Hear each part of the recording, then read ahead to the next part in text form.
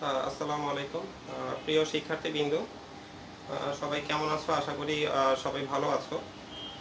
তো তোমাদের কিছু যান্ত্রিক ত্রুটির কারণে হয়তো সকালে ক্লাসটি হয়নি। তো আমি এখন হচ্ছে 1টার দিকে ক্লাসটি নিয়ে নিচ্ছি। তো তোমাদের যে সিলেবাসে যে অংশটা দেওয়া আজকে রুটিনে, সেটা হচ্ছে ভোক্তা ও উৎপাদকের আচরণ তত্ত্ব।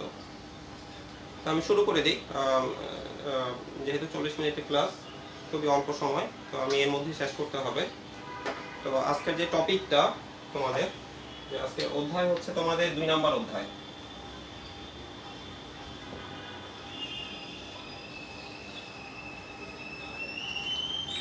আজকে হচ্ছে তোমাদের অধ্যায় 2 নাম্বার। এটা হচ্ছে ভোক্তা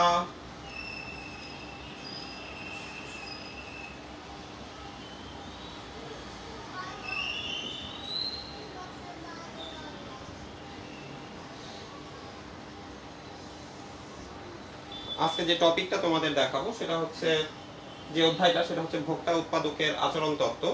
তো এখানে অলরেডি তোমাদের কিছু টপিক তোমাদের পড়ানো হয়ে গেছে। যেমন উপযোগ কাকে বলে তোমাদের পড়ানো হয়েছে, চাহিদা বিধি কি, চাহিদা কাকে বলে, তারপরে চাহিদা সমীকরণ, এই বিষয়গুলি তোমাদের দেখানো হয়েছে। এবং যোগান কাকে বলে, আমি যতটুকু আগে ক্লাসগুলো দেখেছি, যোগান কাকে বলে, যোগান তত্ত্ব, এগুলো পড়ানো হয়েছে। তো আজকে আমরা এই অধ্যায়ের আর একটা টপিক আছে তোমাদের, সেটা হচ্ছে স্থিতি স্থাপকতা।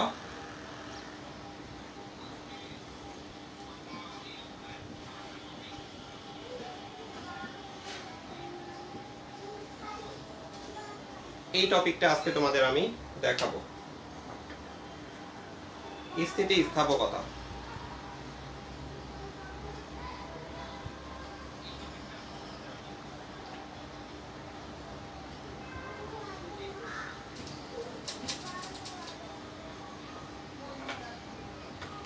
তাহলে আজকে আমাদের যে টপিকটা আমি একটু লিখে ফেলতেছি, সেটা হচ্ছে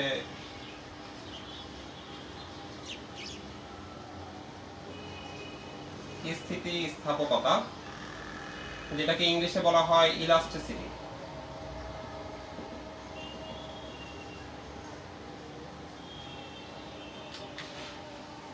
তাহলে আজকে আমাদের যে টপিকটা সেটা হচ্ছে স্থিতিস্থাপকতা, বা ইংলিশে যেটাকে বলা হয় ইলাস্টিসিটি।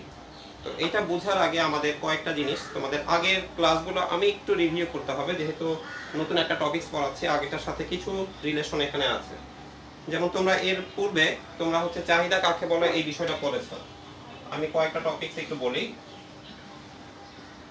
যেমন চাহিদা কাকে বলে তোমরা অলরেডি জানো, যে কোনো একটা নির্দিষ্ট সময়ে ভোক্তা কোন একটা দ্রব্যের যে পরিমাণ ক্রয় করতে ইচ্ছুক থাকে তাকে আমরা কি বলি, চাহিদা বলি। এর পরবর্তীতে তোমরা দেখেছো চাহিদা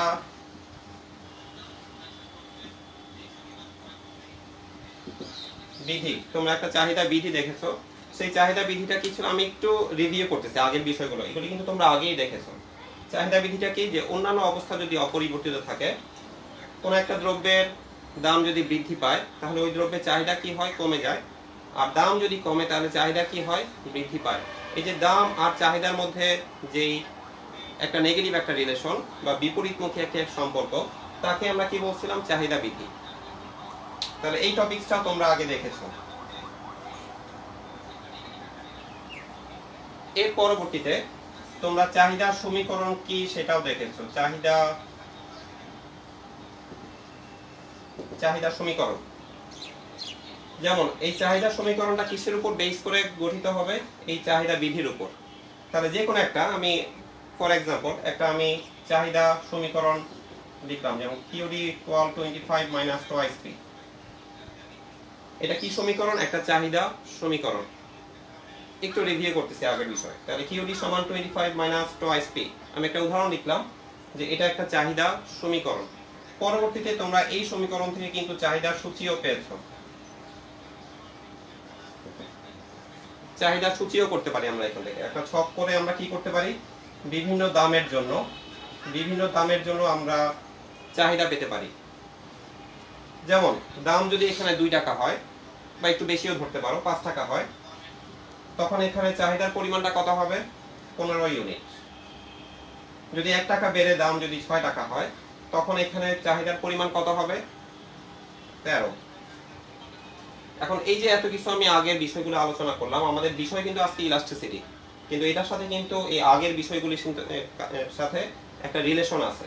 এখানে একটু দেখো, এই যে মাইনাস টয়েস মাইনাস টু, বা একটু দেখো এখানে দাম আমি 1 টাকা চেঞ্জ করতেছি, এখানে চাহিদা কতটুকু কমতেছে, 2 ইউনিট কমতেছে। তাহলে দেখো এখানে আমি একটা জিনিস একটু দেখাচ্ছি, এই মাইনাস টু, তাহলে এই মাইনাস টু এর কিন্তু একটা মিনিং আছে, অর্থাৎ দাম যেটা আগে পরিবর্তিত হয় বা স্বাধীন চলক, এখানে যেটা দাম যদি তুমি 1 টাকা চেঞ্জ করো তাহলে এখানে চাহিদা কতটুকু কমবে, 2 ইউনিট পরিমাণ কমবে। এই মাইনাস দ্বারা হচ্ছে কমা বোঝাচ্ছে, অর্থাৎ এটা হচ্ছে কি করবে, হ্রাস পাবে। যদি দাম বৃদ্ধি পায় তাহলে চাহিদা কি হবে, হ্রাস পাবে। ঠিক আছে, তাহলে এই বিষয়গুলো কিন্তু তোমরা আগেই জানো। এখানে যদি আমি আরো যদি চেঞ্জ করি, সব জায়গায় কিন্তু এখানে চেঞ্জটা কত হবে, 2 ইউনিট। তাহলে এই মাইনাস টু এর একটা নাম কিন্তু আছে, এবং এটার নামটা কি আমরা জানি অলরেডি, সেটাকে বলা হয় ঢাল, বা ইংলিশে বলা হয় যেটাকে হচ্ছে স্লোপ। ঠিক আছে, তাহলে ঢালের সংজ্ঞাটা কি সেটা আশা করি তোমরা জানো, আমি একটু তাও রিপিটেশন করি। অন্যান্য অবস্থা যদি অপরিবর্তিত থাকে, দামের পরিবর্তনের ফলে চাহিদার যে পরিবর্তন হয় তার যে অনুপাত তাকে আমরা কি বলবো, ঢাল। যেমন ঢালের একটা সূত্র আছে, সেটা হচ্ছে del Q divided by del P. ঢালের এটা হচ্ছে সূত্র del Q divided by del P. এটা মিনিংটা কি, অর্থাৎ দামের পরিবর্তনের ফলে চাহিদার যে পরিবর্তনটা হবে তাকে আমরা কি বলবো, ঢাল। তুমি করে দেখো, এটাকে যদি আমরা এই সূত্রে ফেলি, দেখবা এখানে মাইনাস টুই বের হবে। যেমন উদাহরণস্বরূপ এখানে দামের পরিবর্তন কত, 5 থেকে 6, 1 টাকা বৃদ্ধি পাইছে, অর্থাৎ 6 মাইনাস 5। আর চাহিদার চেঞ্জ কত, 15 থেকে 13, অর্থাৎ বর্তমানে 13, আগে কত ছিল, 15। তাহলে এখানে কত, মাইনাস 2 ডিভাইডেড বাই 1। দেখো এখানে মাইনাস 2, এটা অলওয়েজ কি হবে, এই মাইনাস 2 বের হবে, এবং এইটাকেই কিন্তু আমরা কি বলছিলাম, ঢাল।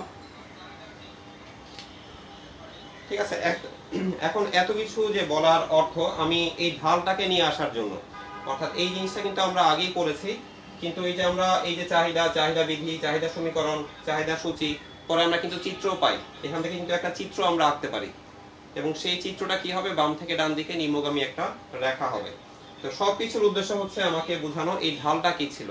তাহলে ঢালের সংজ্ঞাটা কি ছিল, যে অন্যান্য অবস্থা যদি অপরিবর্তিত থাকে, কোন একটি দ্রব্যের দামের পরিবর্তনের ফলে চাহিদার যে পরিবর্তন হয় তার যে অনুপাত, তাকে আমরা কি বলেছিলাম, ঢাল বলেছিলাম। ঠিক আছে, এবং তাকে আমরা কি বলছি, ঢাল। এটা মিনিং হচ্ছে এই যে দেখো মাইনাস 2, এবং এটা যদি আমরা গ্রাফিক্যাল রিপ্রেজেন্ট করি বা চিত্রে যদি উপস্থাপন করি, তাহলে এটা রেখাটা কি হবে, এদিকে হচ্ছে কিউ পরিমাণ, আর দাম যেটা স্বাধীন চলক লম্ব অক্ষে। এটাকে যদি চিত্রে উপস্থাপন করি, ধরো এটা হচ্ছে 5, 6, আর এটা হচ্ছে 13, 15, ধরো এটা হচ্ছে 13, এটা হচ্ছে 15।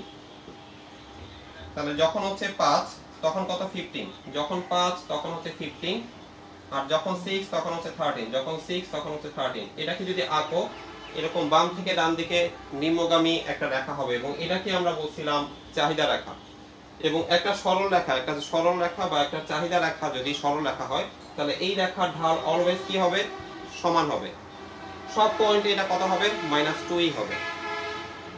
অর্থাৎ দাম যতই তুমি চেঞ্জ করো না কেন, সব ক্ষেত্রে এটা ঢালের পরিবর্তনটা কত হবে, বা চাহিদার পরিবর্তনটা কত হবে, মাইনাস 2, অর্থাৎ 2 ইউনিট পরিমাণ তোমার কমবে। আর যদি দাম কমাও সেই ক্ষেত্রে বাড়বে, অর্থাৎ রিলেশনটা কি হবে, নেগেটিভ। এখনো কিন্তু আমরা মূল টপিকসে আসি নাই, আমরা কিন্তু এই ঢাল পর্যন্তই ছিলাম, কিন্তু আমরা কিন্তু এখনো ইলাস্টিসিটিতে যাই নাই। এখন একটা বিষয় আমি এটা একটু মুছে ফেলতেছি,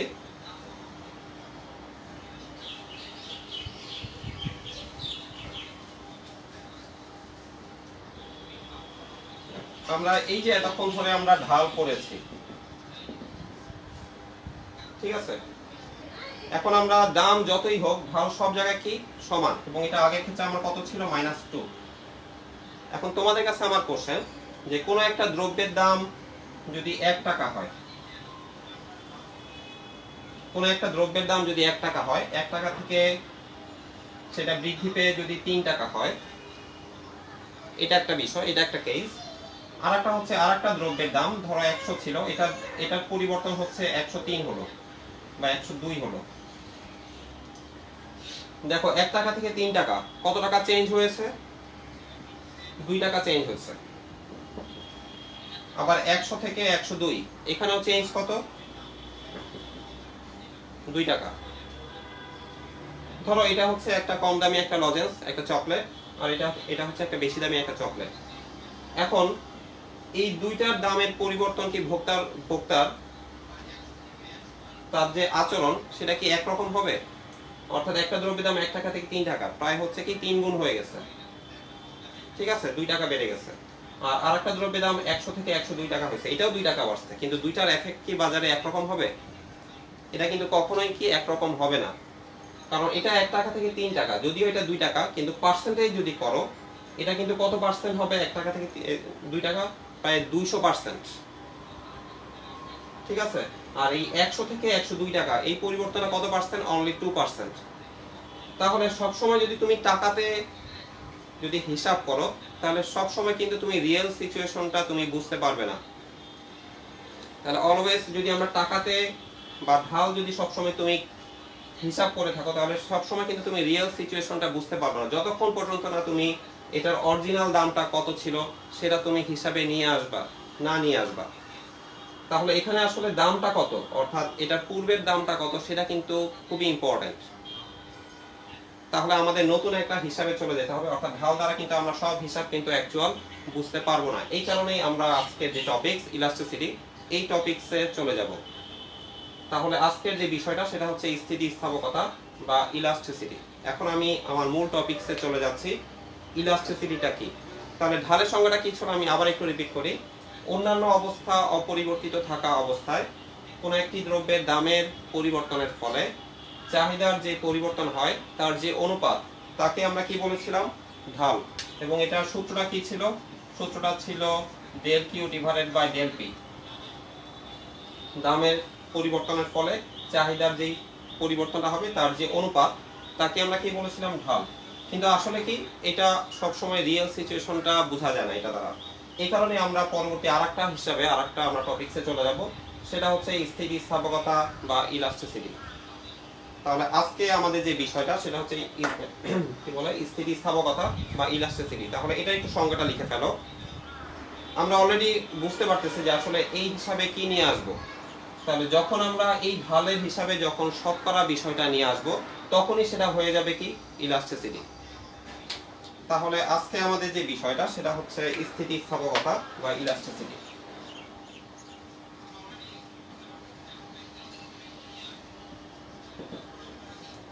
স্থিতিস্থাপকতা। তাহলে স্থিতিস্থাপকতা এটা সংজ্ঞাটা কি হবে? এটাকে প্রকাশ করা হয় ই দ্বারা, ইলাস্টিসিটির ই দ্বারা। তাহলে ইলাস্টিসিটি অফ ডিমান্ডটা কি হবে? সেটা হচ্ছে দামের, শুধু আমরা আগে ঢালের ক্ষেত্রে পরিবর্তনটা ধরেছিলাম, আর এখন যে পরিবর্তনটা ধরবো সেটা হচ্ছে শতকরা পরিবর্তন। তাহলে দামের শতকরা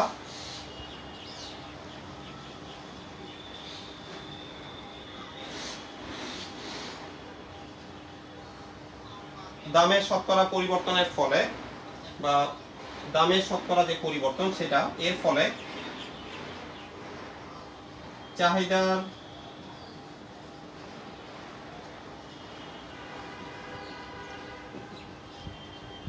যে শতকরা পরিবর্তন হবে তার যে অনুপাত তাকে আমরা কি বলবো?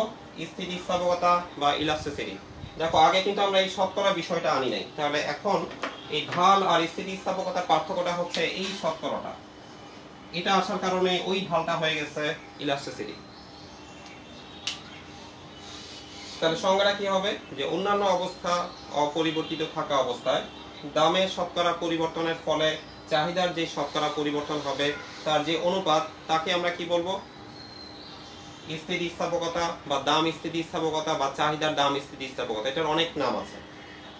তাহলে ইলাস্টিসিটি অফ ডিমান্ড হচ্ছে কি? চাহিদার শতকরা পরিবর্তন ডিভাইডেড বাই দামের শতকরা পরিবর্তন। বাট এটা দিয়ে তো আমরা হচ্ছে আমাদের কি করতে হবে, অঙ্ক করতে হবে।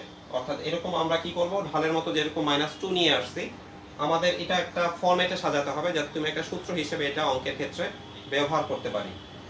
তো এখন আমরা দামকে আমরা জানি কি পি দ্বারা প্রকাশ করা হয়, ঠিক আছে। তাহলে এই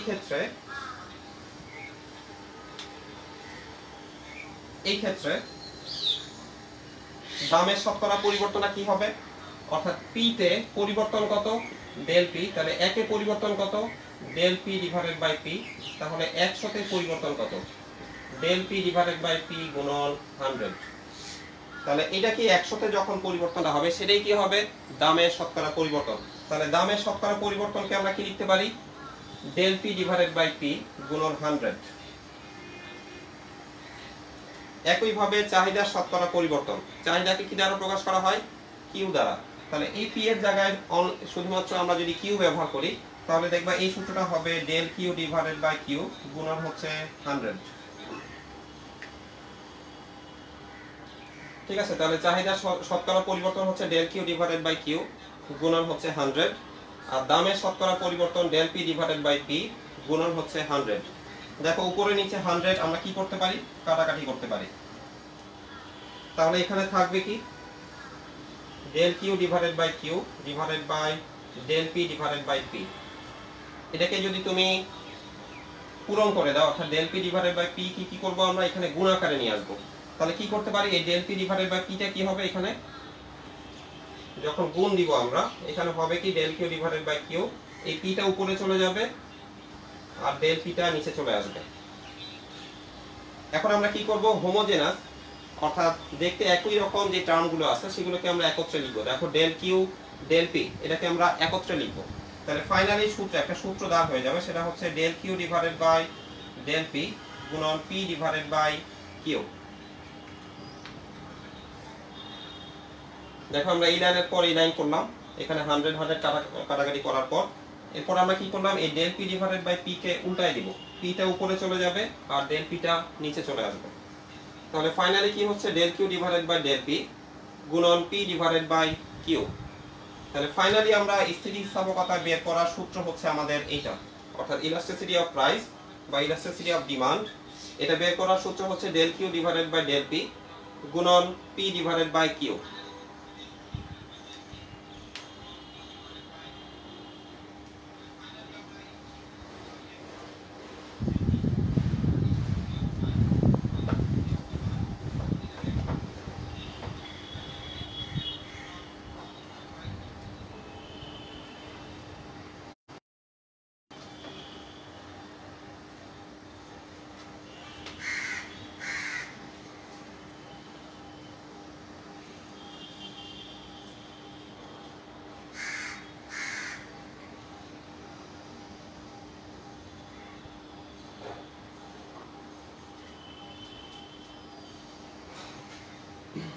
তাহলে আমি এই সূত্রটা একটু উপরে লিখে ফেলি, তোমরা আশা করি লিখে ফেলেছো।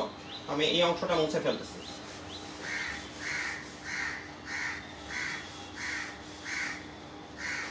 তাহলে ফাইনালি আমরা যে সূত্রটা পেয়েছি, সূত্রটা কি, elasticity of price equal del Q divided by del P গুণন পি ডিভাইডেড বাই কিউ। এটা হচ্ছে আমাদের স্থিতিস্থাপকতা বের করার সূত্র।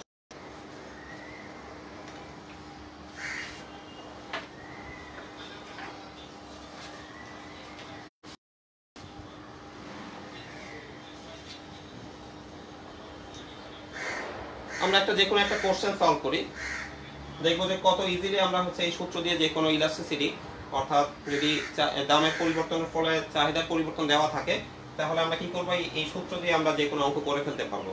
যেমন একটা উদাহরণস্বরূপ বলি, কোনো একটা দ্রব্যের দাম,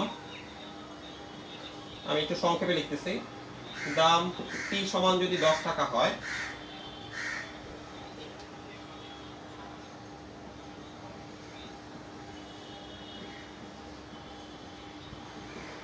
চাহিদা যদি 100 ইউনিট হয়,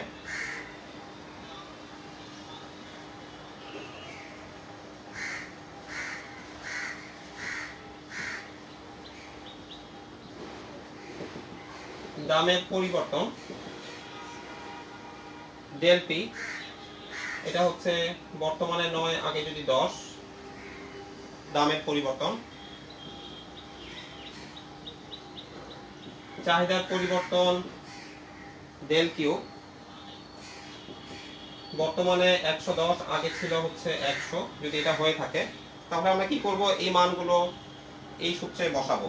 যেমন এখানে ডেল কিউ কত, 110 থেকে 100 বাদ দিলে হচ্ছে 10, ডেল পি কত, এখানে আমাদের 9 থেকে 10 বাদ দিলে হচ্ছে -1, তাহলে -1। পূর্বের দাম কত 10, আর পূর্বের কোয়ান্টিটি বা চাহিদা কত 100। এটা কাটাকাটি করো, তাহলে এখানে কত হবে -1। ঠিক আছে, আমি ইচ্ছা করে এরকম একটা অঙ্ক নিয়েছি। এখন এটা করার একটা উদ্দেশ্য আছে, যখন ইলাস্টিসিটি এরকম মাইনাস আসবে তখন আমরা এই মাইনাস চিহ্নটা নিব না, বাট এক্সেপশন আছে। জেনারেল কেসে আমরা ইলাস্টিসিটিকে অলওয়েজ কি করব, প্লাস দ্বারা প্রকাশ করি। অর্থাৎ এটা যদি মাইনাসও চলে আসে, এটার আমরা পরম মানটা নিব। অর্থাৎ এই ক্ষেত্রে ইলাস্টিসিটি কত হবে 1, এই ক্ষেত্রে ইলাস্টিসিটি হবে হচ্ছে 1। বাট একটা এক্সেপশন আছে, সেটা হচ্ছে একটা স্থিতিস্থাপকতা আমরা পরবর্তীতে করব, সেটা হচ্ছে আর এই স্থিতিস্থাপকতা। ওই ক্ষেত্রে আমরা এখানে মাইনাস প্লাস চিহ্নটা নেব। এটার কারণটা আমি পরবর্তীতে ব্যাখ্যা করব, কেন আমরা মাইনাস আর প্লাস ওই ক্ষেত্রে নিব আর কেন ওই ক্ষেত্রে নিব না।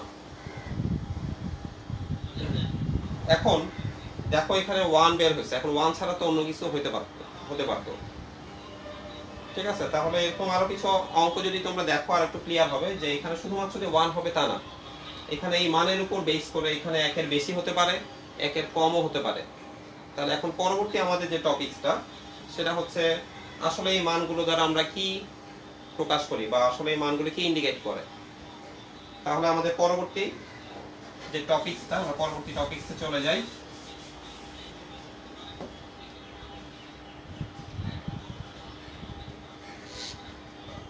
তাহলে এখানে 1 হতে পারে, তাই না? 1-এর বেশি হতে পারে, 2 হতে পারে, 1-এর কম হতে পারে, 0.5 হতে পারে, 0 হতে পারে, আবার ইনফিনিটিও হতে পারে। তাহলে এই মানের উপর ডিপেন্ড করে আবার এই স্থিতিস্থাপকতা হচ্ছে 5 ধরনের। তাহলে পরবর্তী এখন আমাদের মূল কাজটা হচ্ছে, যেরকম আমরা ঢালটা হচ্ছে ব্যাখ্যা করতে পারতাম, যেমন ঢাল কত বের হয়েছিল আমাদের লাস্ট অঙ্কে -2। সেই -2 এর মিনিংটা কি ছিল, অর্থাৎ দাম যদি 1 টাকা পরিবর্তন হয় তাহলে চাহিদার পরিমাণ কতটুকু কমবে, 2 ইউনিট পরিমাণ কমবে। তাহলে এই 1 দ্বারা আসলে ইলাস্টিসিটি কি প্রকাশ করে। তাহলে এখন আমাদের জানতে হবে এই মানগুলি আসলে কি ইন্ডিকেট করে। তাহলে এই মানের উপর ডিপেন্ড করে এই স্থিতিস্থাপকতা আবার হচ্ছে 5 ধরনের।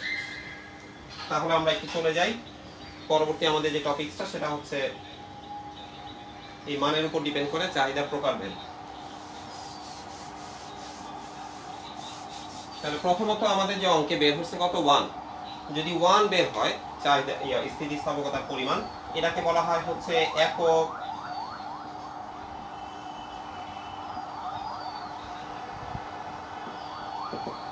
স্থিতিস্থাপকতা। অর্থাৎ ইলাস্টিসিটি অফ ডিমান্ড বা ইলাস্টিসিটি অফ প্রাইসের পরিমাণ যদি 1-এর সমান হয় তাহলে তাকে আমরা কি বলবো, একক স্থিতিস্থাপকতা।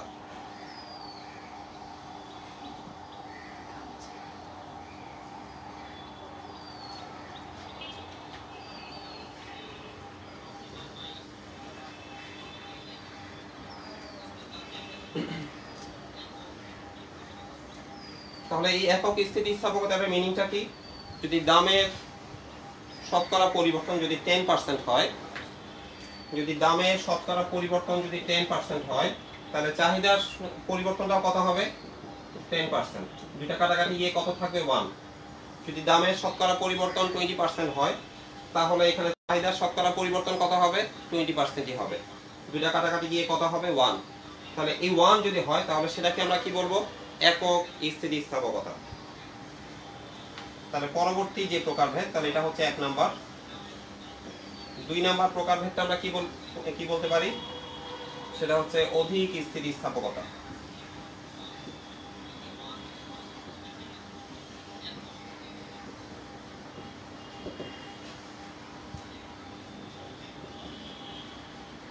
ইলাস্টিসিটির মান বা ইলাস্টিসিটি অফ ডিমান্ডের মান যদি 1-এর বেশি হয়, এক না একের বেশি, ধরো 2 বের হলো বা 3 বের হলো, তাহলে ওই ক্ষেত্রে এটাকে কি বলবো আমরা? অধিক স্থিতিস্থাপকতা। অর্থাৎ এই ক্ষেত্রে উদাহরণস্বরূপ কি, ফর এক্সাম্পল ধরো দামের পরিবর্তন তুমি 10% করেছো, ঠিক আছে, কিন্তু এর ফলে চাহিদার পরিবর্তনটা কত হবে? ধরো এখানে 20%, কাটাকাটি গিয়ে কত হবে? 2। তাহলে 2 অবশ্যই কি একের থেকে বেশি, তাহলে এই ক্ষেত্রে এটাকে আমরা কি বলবো? অধিক স্থিতিস্থাপকতা। অর্থাৎ দাম তুমি সামান্য পরিবর্তন করছো, কিন্তু এখানে চাহিদার যে পরিবর্তনটা সেটা কি অনেক বেশি পরিমাণ হচ্ছে।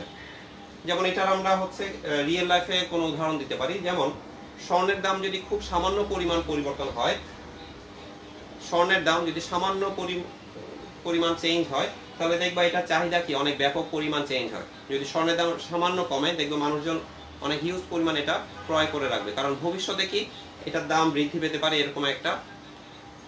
এরকম একটা হচ্ছে আসার কারণে, ঠিক আছে, বা ভবিষ্যৎবাণীর কারণে। আবার যদি স্বর্ণের দাম খুব বেশি পরিমাণ কমে, তাহলে ওই ক্ষেত্রে কি মানুষ খুব বেশি পরিমাণ এটার উপর সেন্সিটিভ হবে, অর্থাৎ কি করবে, এটার চাহিদাটা কমায় দিবে, কারণ ভবিষ্যতে এটার দাম কমবে এরকম একটা আশা তারা কি করবে, বর্তমানে চাহিদাটা কি করবে, কমায় দিবে। তাহলে এই ধরনের ক্ষেত্রে অর্থাৎ প্রাইস সেন্সিটিভ, খুব বেশি পরিমাণ এসেনশিয়াল দ্রব্য না, ধরো বিলাসজাত দ্রব্য যেগুলো আছে, সেই ক্ষেত্রে কি হতে পারে, এই অধিক স্থিতিস্থাপকতা হতে পারে।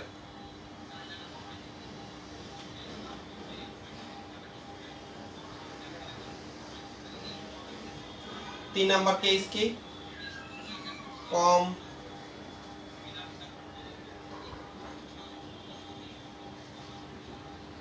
স্থিতিস্থাপকতা বা অস্থিতিস্থাপকতা।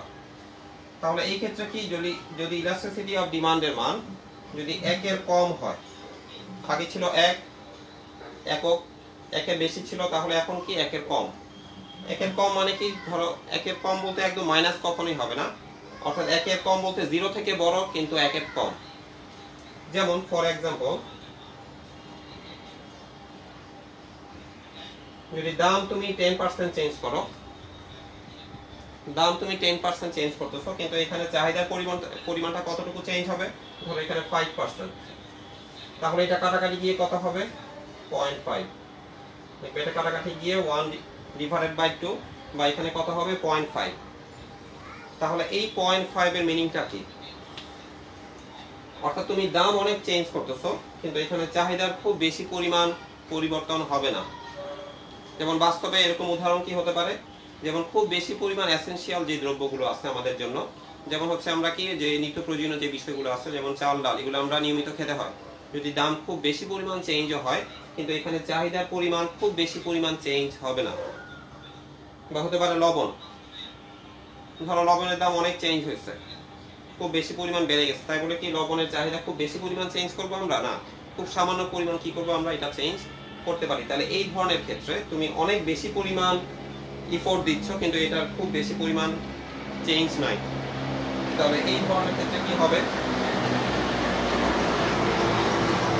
কম স্থিতিস্থাপকতা। তাহলে তিনটা পেজ আমরা দেখে ফেলছি। একটা হচ্ছে একক স্থিতিস্থাপকতা, যদি স্থিতিস্থাপকতার মান 1 হয়।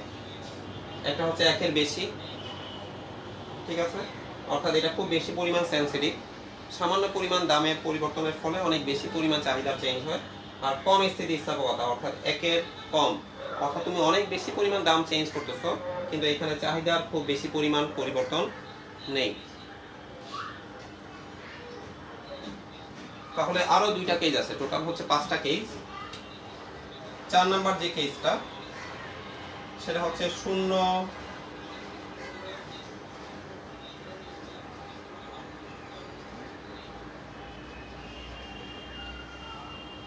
স্থিতিস্থাপকতা, অর্থাৎ ইলাস্টিসিটির মান কত হবে, 0। এগুলো হচ্ছে এক্সেপশনাল কেস। এই তিনটা হচ্ছে নরমাল কেস, এগুলো জেনারেল কেসে হয়, কিন্তু বাকি যে দুইটা করাবো এগুলো হচ্ছে এক্সেপশনাল, মানে খুব রিয়ারলি এগুলো ঘটে। যেমন ইলাস্টিসিটি অফ ডিমান্ডের মান কত হয়েছে এখানে, 0। যদি 0 হয় তাহলে তাকে আমরা কি বলবো, শূন্য স্থিতিস্থাপকতা। তাহলে কখন এটা হবে, এই এক্সেপশনাল কেসটা কখন হবে,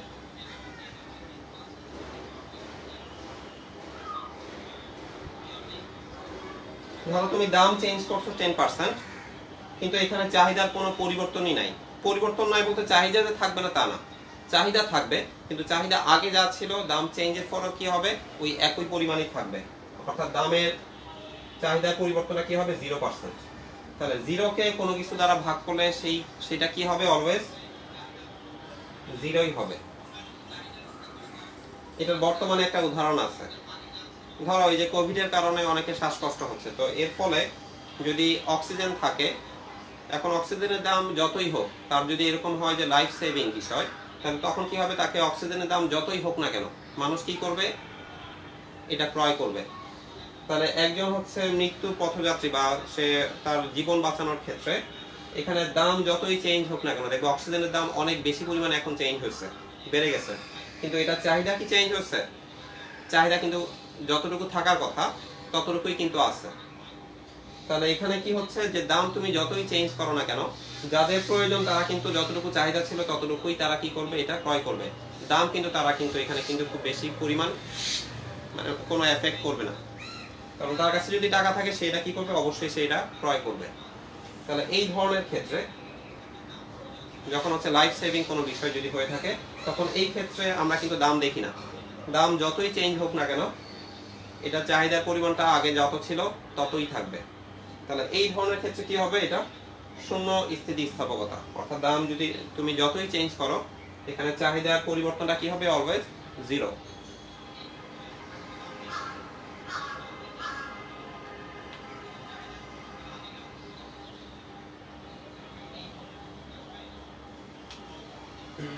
আমার এখানে একটু মুছে ফেলতে হবে।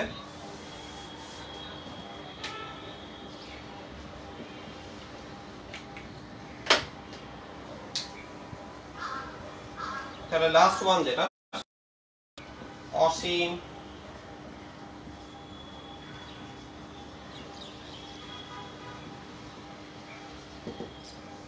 অসীম স্থিতিস্থাপকতা।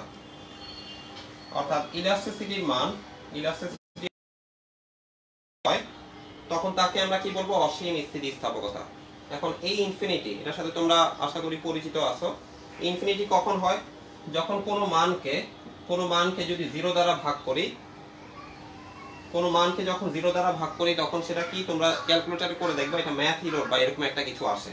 অর্থাৎ ক্যালকুলেটর কিন্তু এটা হিসাব করতে পারে না, কারণ এটার মানটা কি ইনফিনিটি, বা হচ্ছে এটাকে বলা হয় অসীম, এবং এটাকে প্রকাশ করা হয় এরকম একটা চিহ্ন দ্বারা, আলফা চিহ্ন দ্বারা।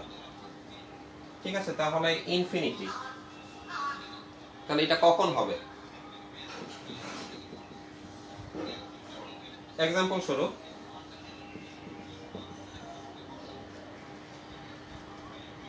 তাহলে এখানে দামের পরিবর্তনটা কি হবে, দাম কোনো চেঞ্জই হবে না, বা এত সামান্য চেঞ্জ হবে যে এটাকে আমরা বলতে পারি প্রায় 0-র কাছাকাছি।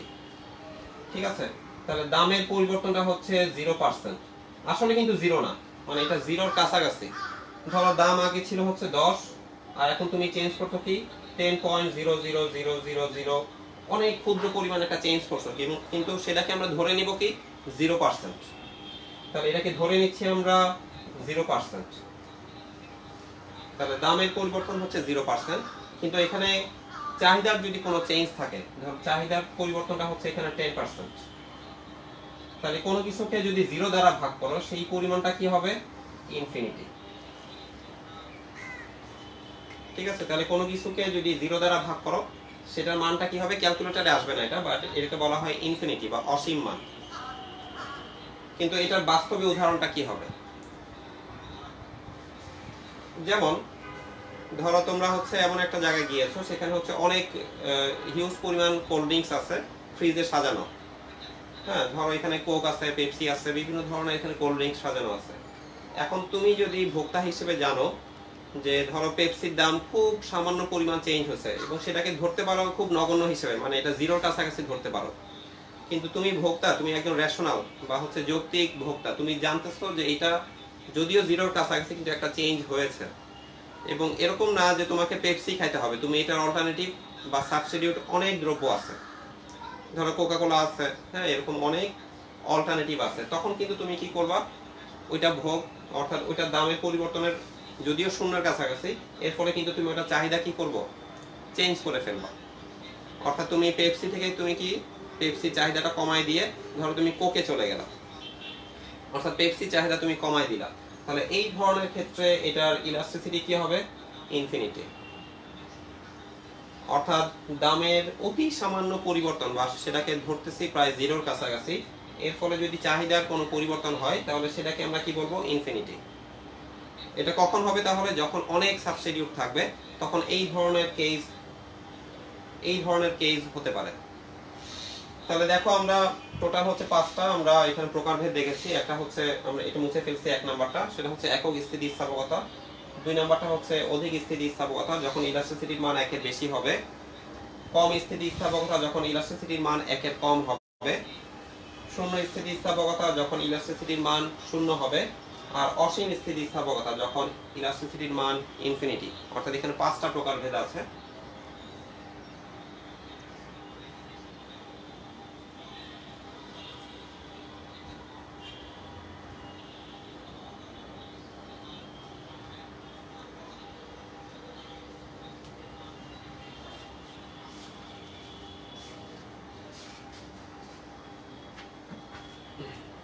তাহলে আজকে আমরা এই পর্যন্তই। তাহলে কি কি টপিকস একটু দেখলাম। আমি কিছু প্রেক্ষাপট আলোচনা করেছি, চাহিদা কাকে বলে, তারপরে চাহিদা বিধি কি, চাহিদার সমীকরণ, এগুলি কেন দেখাচ্ছি কারণ এগুলির সাথে কিন্তু আজকের টপিকসের কিছু মিল আছে। যেমন ওখান থেকে আমরা কিন্তু ঢালের একটা বিষয় আগেই দেখেছি।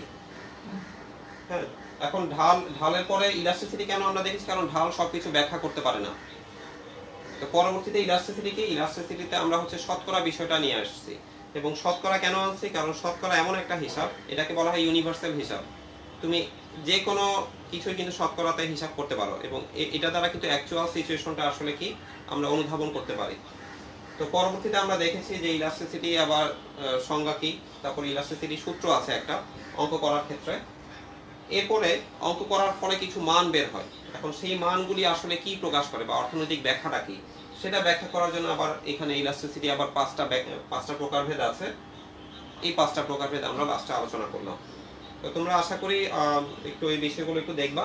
পরবর্তীতে আমরা এটারই অর্থাৎ পরবর্তী আমার ক্লাসে আমি ইলাস্টিসিটির আরো কিছু বিষয় আছে, সেই ব্যতিক্রমগুলি আমরা দেখাবো। যেমন এই যে বলেছিলাম যে কেন আমরা ইলাস্টিসিটির ক্ষেত্রে মাইনাস চিহ্নটা নেই না। ঠিক আছে, তাহলে এখানে নিশ্চয়ই কিছু ব্যতিক্রম আছে যার কারণে আমরা এই মাইনাস চিহ্নটা এক ক্ষেত্রে নেই, আর কিছু ব্যতিক্রম আছে সেই ক্ষেত্রে আমরা মানে ম্যাক্সিমাম ক্ষেত্রে নেই না, আর কিছু ব্যতিক্রম আছে সেখানে আমরা মাইনাস চিহ্নটা নেই। তো তোমরা ভালো থাকো ইনশাআল্লাহ। আজকে এই পর্যন্তই। আসসালামু আলাইকুম।